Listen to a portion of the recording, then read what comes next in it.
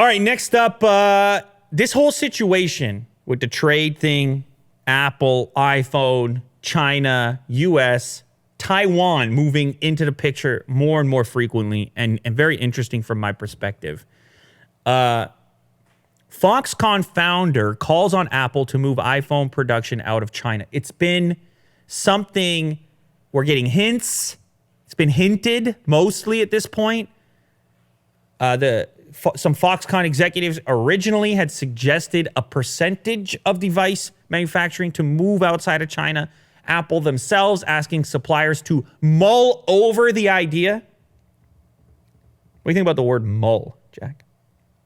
You ever mulled anything? You ever mulled over a decision? You're mulling right now. Mm-hmm. I'm mulling right now. You're mulling. But this is just a straight up, to the point statement. This guy, a powerful dude. I don't know how you say his name. Terry Gou. Gou. Maybe I'm saying it wrong. Someone can correct me. But Terry Gou, he says that he has urged Apple to move production out of China. Now, here's where things get a bit squirrely.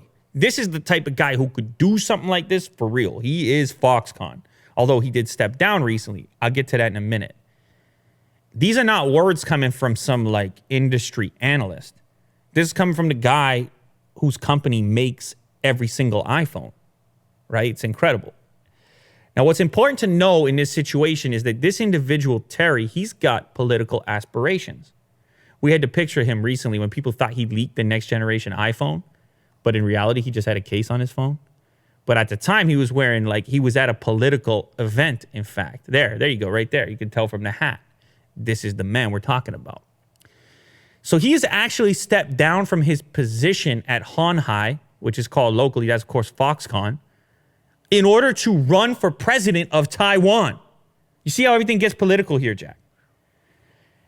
And so him making a statement like this, you could say, okay, that's just tactics. You could say he's trying to get in the favor of the Taiwanese people. Possibly. Could be a move. You come and you say, look, Apple, I urge you, all production Taiwan. What ends up happening there, Jack? You employ people in Taiwan. You build a factory, people get jobs. Voters love that stuff. There's money coming here. So he goes, he says that. It's kind of like Trump, we're going to bring the jobs. Mm-hmm. Vote for me, I'm going to bring the jobs. This is a guy who can actually do it based on his track record, based on the company he's aligned with. And then he's got the tariffs working for him as well, in which case he can say to powerhouses like Apple, here's the reason why, right? Because, and to the end user, to the customer, here's why this is good. You can avoid the China tariff. This thing is heating up. It's getting political. In this case, it's directly political. Here's his quote. I'm urging Apple to move to Taiwan. He's the largest shareholder, by the way, in Honhai Precision Industry Co. I think it is very possible, he said, without elaborating. Taiwan, man, gearing up to really absorb the proceeds of this trade. This scares me, though. What are you scared of? Well, China's not going to go down with No, they're coming for you. Yeah. They're like, Jack, you're sitting there, you're showing these articles, we don't like it. Yeah. We'll get rid of you. You're no big deal. Of course, we're joking, folks. Relax. No, you're right, though. It's tension. Yeah. It's absolutely tension. There's a lot of history at play as well. They come across as so competitive, like they're not going to lose. They're, you know. Yeah, absolutely. They're going to do whatever they can. Absolutely. I mean, that's the free market mindset in general. Is you're not going to go down without a fight. You're going to compete. Mm-hmm. And it turns out, man, like this whole situation has blown up out of proportion here in a way that I don't think anyone expected. It started with Huawei, of course. Apple, I think, is the next big piece in this conversation. What ends up happening with Apple will have a massive ripple effect on the whole industry.